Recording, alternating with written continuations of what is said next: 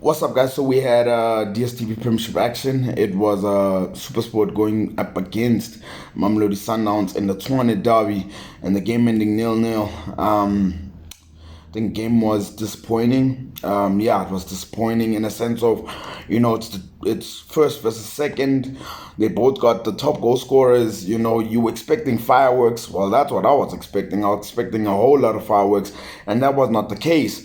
I think even the game as well in the first half was sort of hard to read in the sense of I felt there were times that Supersport showed Sundowns too much respect.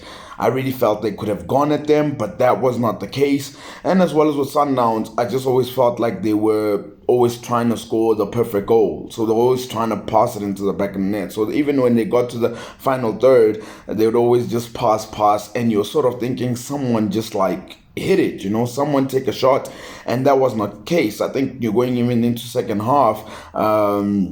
I think Supersport without Tebogo Mokoena kind of was a different side, and they were not able to play probably the fluid game that they used to be playing and stuff. And in the second half, I think they tried a lot more. Supersport, they tried a lot more in terms of there was a little bit more impetus from them as well. But I just felt like Supersport knew that, look, we can't go football for football with Sundowns because eventually they're going to break us down. And as well as I have to give Supersport credit because in terms of defense, they were very resolute in terms of their defense. But even the introduction of Shampakana for Sundowns, I think they brought him on because there was just hardly any shots being taken. It's all good to pass around and into the box and all this stuff, but no one was hitting it really. And Supersport, obviously, they were playing on the counter, trying to get a sniff wherever that they could. There were some chances that they could have had. I know Robla had that header from the corner, but other than that, you look at the overall game and you say, there was not really, I think both goalkeepers were not really tested that way, and overall, I just think it was disappointing. But also another thing that I will say is that